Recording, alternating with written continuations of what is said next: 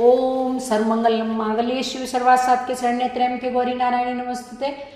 अद दुर्गा सप्तशती प्रथमोध्याय। मेघा ऋषि का सूरत और समाधि को भगवती की महिमा बताते हुए मधुकैटभ के वध का प्रसंग सुनाना। प्रथम चरित्र के ब्रह्मा ऋषि, महाकाली देवता, गायत्री छंद्र, नंदा शक्ति, रक्त दंतिका, बीज अग्नि तत्व और ऋग्वेद स्वरूप है। श्री महाकाली देवता की प्रसन्नता के लिए प्रथम चरित्र के जप में विनियोग किया जाता है। भगवान विष्णु के सो जाने पर मधु और कैटभ को मारने के लिए कमल जन्मा ब्रह्मा जी ने जिनका स्तवन किया था, उन महाकाली देवी का मैं सेवन करता हूँ। वे अपने दसों हाथों में खड्ग, चक्र, गदा, बाण, धनुष, परिश, सूल, भुषुंडी, मस्तक और शंख धारण करती हैं। उनके 3 नेत्र हैं। वे समस्त अंगों में दिव्य आभूषणों से सुशोभित हैं। उनके शरीर की कांति नीलमणि के समान है तथा वे 10 मुख तथा और 10 पैरों से युक्त हैं।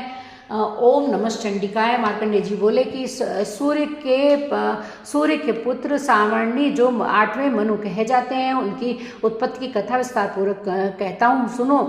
सूर्य कुमार महाभाग सावर्णी भगवती महामाया के अनुग्रह से जिस प्रकार मनवंतर के स्वामी हुए हैं, वही प्रसंग सुनाता हूँ। पूर्व काल की बात है।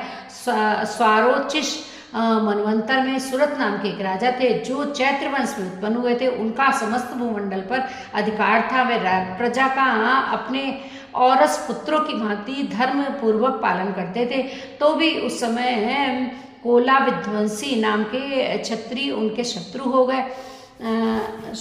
हो गए। राजा सूरत की दंड नीति बड़ी प्रबल थी। उनका शत्रुओं के साथ संग्राम हुआ। यद्यपि कोला विध्वंसी संख्या में कम थे, तो भी राजा सूरत युद्ध में उनसे परास्त हो गए। तब वे युद्ध भूमि से अपने नगर को लौट आए और केवल अपने देश के राजा होकर रहने लगे। समूची पृथ्वी से अब उनका अधिकार जाता रहा, किंतु वहाँ भी उन प्रबल शत्रुओं ने उस समय महाभाग राजा सूरत पर आक्रमण कर दिया। राजा का बल क्षीण हो चला था, इसलिए उनके दुष्ट, बलवान एवं दुरात्मा मंत्रियों ने वहाँ उनकी राजधानी में भी राजकीय सेना और खजाने को हथिया लिया। सूरत का प्रभुत्व नष्ट हो चुका था, इसलिए वे शिकार खेलने के लिए घोड़े पर सवार हो वहाँ से अकेले ही एक घने जंगल में चले गए। वहाँ उन्होंने विप्रवर मेघा मुनि का आश्रम देखा। वहाँ जहाँ कितने ही हिंसक जीव अपनी स्वाभाविक हिंसावृत्ति छोड़कर परम शांत भाव से रहते थे। मुनि के प्रभाव बहुत से शिष्य उस वन की शोभा बढ़ा रहे थे। वहाँ जाने पर मुनि ने उनका सत्कार किया और वे उन मुनि श्रेष्ठ के आश्रम पर इधर उधर विचरते हुए कुछ काल तक रहे। फिर ममता से आकृष्ट चित्त होकर वहाँ इस प्रकार में चिंता करने लगे। पूर्व काल में मेरे पूर्वजों ने जिसका पालन किया था, वही नगर आज मुझसे रहित है। पता नहीं मेरे दुराचारी भृत्यगण उसकी धर्मपूर्वक रक्षा करते हैं या नहीं। जो सदा मद की वर्षा करने वाला और शूरवीर था, वह मेरा प्रधान हाथी तथा शत्रुओं के अधीन होकर ना जाने किन भोगों को भोगता रहा। जो लोग मेरी कृपा धन और भोजन पाने से सदा मेरे पीछे पीछे चलते थे, वे निश्चय ही अब दूसरे राजाओं का अनुसरण करते रहेंगे। उन अपव्ययी लोगों के द्वारा सदा खर्च होते रहने के कारण अत्यंत कष्ट से जमा किया हुआ मेरा यह खजाना खाली हो जाएगा। ये तथा और भी कई बातें राजा सूरत निरंतर सोचते रहते थे। एक दिन उन्होंने वहाँ विप्रवर मेघा के आश्रम के निकट एक वैश्य को देखा और उससे पूछा कि भाई, तुम कौन हो? यहाँ तुम्हारे आने का क्या कारण है? तुम क्यों शोकग्रस्त और अनमने से दिखाई देते हो? राजा सूरत का प्रेम पूर्वक कहा हुआ यह वचन सुनकर वैश्य ने विनीत भाव से उन्हें प्रणाम करके कहा। वैश्य बोला, राजन, मैं धनियों के कुल में उत्पन्न एक वैश्य हूँ। मेरा नाम समाधि है। मेरे दुष्ट स्त्री पुत्रों ने धन के लोभ से मुझे घर से बाहर निकाल दिया है। मैं उस समय धन, स्त्री और पुत्रों से वंचित हूँ। मेरे विश्वसनीय बंधुओं ने मेरा ही धन पाकर मुझे दूर कर दिया है, इसलिए दुखी होकर मैं वन में चला आया हूँ। वहाँ रहकर मैं इस बात को नहीं जानता कि मेरे पुत्रों की स्त्री की स्वजनों की कुशल है या नहीं है, इसलिए घर में वे कुशल से रहते हैं अथवा उन्हें कोई कष्ट है। मेरे पुत्र कैसे हैं, क्या वे सदाचारी हैं या दुराचारी हैं? राजा ने पूछा। जिन लोभी स्त्री पुरुष, स्त्री पुत्र आदि ने धन के कारण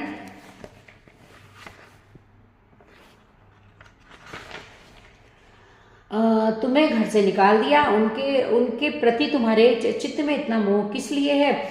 वैश्य बोला, आप मेरे विषय में जैसी बात कहते हैं वह सब ठीक है, किंतु क्या करूं, मेरा मन निष्ठुरता नहीं धारण करता। जिन्होंने धन के लोभ में पड़कर पिता के प्रति स्नेह, पति के प्रति प्रेम तथा आत्मीय जन के प्रति अनुराग को तिलांजलि दे मुझे घर से निकाल दिया है, उन्हीं के प्रति मेरे हृदय में इतना मोह, इतना स्नेह है। महामते, गुणहीन बंधुओं के प्रति भी जो मेरा चित्त इस प्रकार प्रेम मग्न हो रहा है, ये क्या है? इस बात को मैं जानकर मैं नहीं जान पाता। उनके लिए मैं लंबी सांसें ले रहा हूँ और मेरा हृदय अत्यंत दुखित हो रहा है। उन लोगों में प्रेम का सर्वथा अभाव है, तो भी उनके प्रति जो मेरा मन निष्ठुर नहीं हो पाता, उसके लिए मैं क्या करूं? मार्कंडेय जी कहते हैं कि ब्राह्मण तदंतर राजाओं में श्रेष्ठ सुरथ और समाधि नामक वैश्य दोनों साथ साथ मेघा मुनि की सेवा में उपस्थित हुए और उनके साथ यथा योग्य न्यायानुकूल विनयपूर्ण बर्ताव करके बैठे। तत्पश्चात वैश्य और राजा ने कुछ वार्तालाप आरंभ किया। राजा ने कहा कि भगवान, मैं आपसे एक बात पूछना चाहता हूँ, इसे बताइए। मेरा चित्त अपने अधीन न होने के कारण ये बात मेरे मन को बहुत दुख देती है। जो राज्य मेरे हाथ से चला गया है उसमें और उसके संपूर्ण अंगों में मेरी ममता बनी हुई है। मुनिश्रेष्ठ ये जानते हुए भी कि यह सब मेरा नहीं है, ज्ञानी की भांति मुझे उसके लिए दुख होता है। यह क्या है? इधर यह वैभव भी घर से अपमानित होकर आया है। इसके पुत्र, स्त्री और भृत्यों ने उसे छोड़ दिया है, स्वजनों ने भी इसका परित्याग कर दिया है, तो भी यह उनके प्रति अत्यंत हार्दिक स्नेह रखता है। इस प्रकार यह तथा मैं दोनों ही बहुत दुखी हैं, जिसमें प्रत्यक्ष दोष देखा गया है। इस विषय के लिए हमारे मन में ममता जनित आकर्षण पैदा हो रहा है। महाभाग, हम दोनों समझदार हैं, तो भी हम में जो मोह पैदा हुआ है, यह क्या है? विवेक शून्य पुरुष की भांति मुझ में और इसमें भी यह मूर्ता प्रत्यक्ष दिखाई देती है। ऋषि बोले, महाभाग, विषय मार्ग का ज्ञान सब जीवों को है। इसी प्रकार विषय भी सबके लिए अलग अलग है। कुछ प्राणी दिन में नहीं देखते और कुछ रात में नहीं देखते, तथा कुछ जीव ऐसे हैं जो दिन और रात दोनों में बराबर देखते हैं। यह ठीक है कि मनुष्य सदा समझदार होते हैं, किंतु केवल वे ही ऐसे नहीं होते। पशु, पक्षी और मृग आदि सभी प्राणी समझदार होते हैं। मनुष्य को समझ भी वैसी होती है जैसी उन मृग और पक्षियों की होती है तथा जैसी मनुष्यों की होती है वैसी ही उन मृग पक्षी आदि की होती है। यह तथा अन्य बातें भी प्रायः दोनों में समान है। समझ आने पर भी इन पक्षियों को तो देखो, ये स्वयं भूख से पीड़ित हुए भी मोहवश बच्चों की चोंच में कितने चाव से अन्न के दाने डाल रहे हैं। नरश्रेष्ठ, क्या तुम नहीं जानते कि ये मनुष्य समझदार होते हुए भी लोभवश अपने किए हुए उपकार का बदला पाने के लिए पुत्रों की अभिलाषा करते हैं। यद्यपि उन सब में समझ की कमी है, तथापि वे संसार की स्थिति, जन्म मरण की परंपरा बनाए रखने के लिए भगवती महामाया के प्रभाव द्वारा ममता में भंवर से युक्त मोह के गहरे गर्त में गिराए गए हैं। इसलिए इसमें आश्चर्य नहीं करना चाहिए। जगदीश्वर भगवान विष्णु की योग निद्रा रूपा जो भगवती महामाया है, उन्हीं से यह जगत मोहित हो रहा है। वे भगवती महामाया देवी ज्ञानियों के भी चित्त को बलपूर्वक खींचकर मुंह में डाल देती हैं। वे ही इस संपूर्ण चराचर जगत की सृष्टि करती हैं तथा वे ही प्रसन्न होने पर मनुष्य की मुक्ति के लिए वरदान देती हैं। वे ही पराविद्या, संसार बंधन और मोक्ष की हेतुभूता सनातनी देवी तथा संपूर्ण ईश्वरों की भी अधीश्वरी हैं। राजा ने पूछा कि भगवान, जिन्हें आप महामाया कहते हैं, वे देवी कौन है? ब्रह्मन, उनका आविर्भाव कैसे हुआ तथा उनके चरित्र कौन कौन है?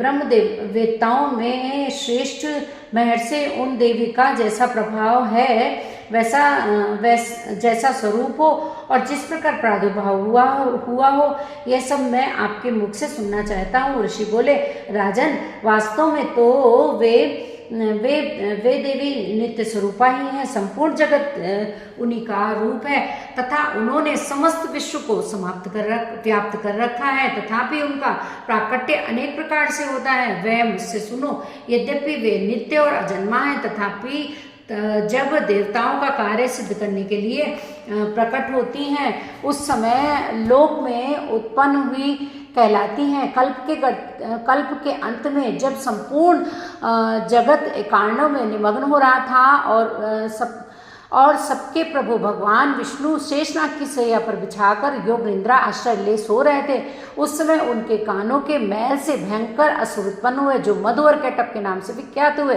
वे दोनों ब्रह्मा जी का वध करने को तैयार हो गए। भगवान विष्णु के नाभि कमल में विराजमान प्रजापति ब्रह्मा जी ने जब उन दोनों भयानक असुरों को उनके पास आया और भगवान को सोया हुआ देखा, तब एकाग्रचित होकर उन्होंने भगवान विष्णु को जगाने के लिए उनके नेत्रों में निवास करने वाली योग निद्रा का स्तवन आरंभ किया, जो इस विश्व की अधीश्वरी, जगत को धारण करने वाली, संसार का पालन और संहार करने वाली तथा तेज स्वरूप भगवान विष्णु की अनुपम शक्ति है।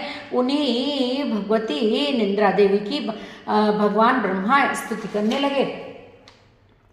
ब्रह्मा जी ने कहा, देवी, तुम्ही स्वाहा, तुम्ही स्वधा, तुम्ही वशटकार हो, स्वर भी तुम्हारे ही स्वरूप हैं। तुम्ही जीवन दायिनी सुधा हो। नित्य अक्षर प्रणव में अकार, उकार, मकार, इन 3 मात्राओं के रूप में तुम्ही स्थित हो तथा इन 3 मात्राओं के अतिरिक्त जो बिंदु रूपा नित्य अर्ध मात्रा है, जिसका विशेष रूप से उच्चारण नहीं किया जा सकता, वह भी तुम्ही हो। देवी, तुम्ही संध्या, सावित्री तथा परम जननी हो। देवी, तुम्ही इस विश्व ब्रह्मांड को धारण करती हो।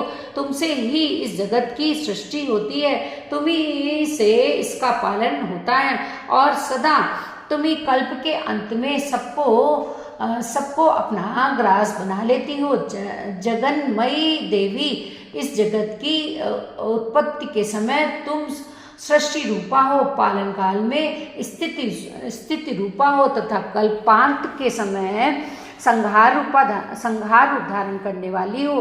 तुम्ही महाविद्या, महामाया, महामेघा, महास्मृति, मोह रूपा महादेवी और महासुरी हो। तुम्ही तीनों गुणों को उत्पन्न करने वाली सबका प्रकृति हो। भयंकर काल रात्रि, महारात्रि और मोह रात्रि भी तुम्ही हो। तुम्ही श्री, तुम्ही ईश्वरी, तुम्ही ही और तुम्ही बोध स्वरूपा बुद्धि हो। लज्जा, पुष्टि, तुष्टि, शांति और क्षमा भी तुम्ही हो। तुम खड्गधारिणी, शूलधारिणी, घोर रूपा तथा गदा, चक्र, शंख और धनुष धारण करने वाली हो। बाण, भुसुंडी और परिग, ये भी तुम्हारे अस्त्र हैं। तुम सौम्य और सौम्यकार हो। इतना ही नहीं, जितने भी सौम्य तथा सुंदर पदार्थ हैं, उन सबकी अपेक्षा तुम अत्यंत सुंदरी हो।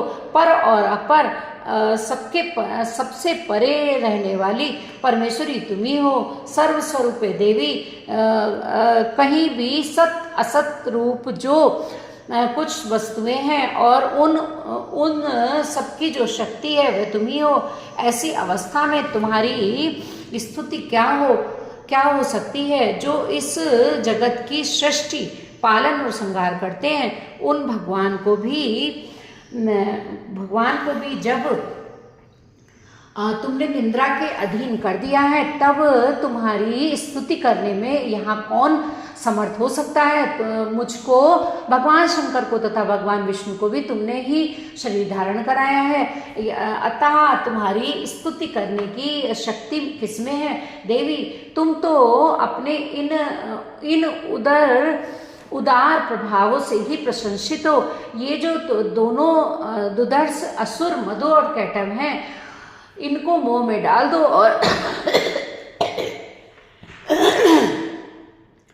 और जगदीश्वर भगवान विष्णु को शीघ्र ही जगा दो। साथ ही इनके भीतर इन दोनों महान असुरों को मार डालने की बुद्धि उत्पन्न कर दो। ऋषि कहते हैं, राजन, जब ब्रह्मा जी ने वहाँ मधु और कैटभ को मारने के उद्देश्य से भगवान विष्णु को जगाने के लिए तमोगुण की अधिष्ठात्री देवी योग निद्रा की इस प्रकार स्तुति की, तब वे भगवान के नेत्र, मुख, नासिका, बाहु, हृदय और वक्षस्थल में निकल कर अव्यक्त जन्मा ब्रह्मा जी की दृष्टि के समक्ष खड़ी हो गई।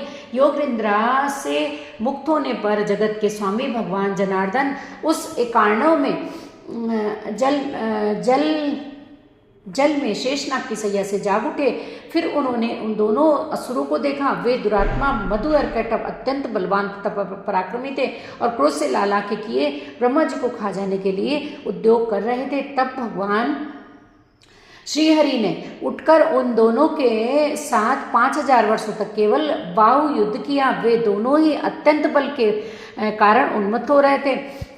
इधर महामाया ने उन्हें मोह में डाल रखा था, इसलिए वे भगवान विष्णु से कहने लगे, हम तुम्हारी वीरता से संतुष्ट हैं, तुम हम लोगों से कोई वर मांगो। श्री भगवान बोले, यदि तुम दोनों मुझ पर प्रसन्न हो तो अब मेरे हाथ से मारे जाओ, बस इतना है, इतना सा ही मैंने वर मांगा है, यहाँ दूसरे किसी वर से क्या लेना है। ऋषि कहते हैं, इस प्रकार धोखे में आ जाने पर जब उन्होंने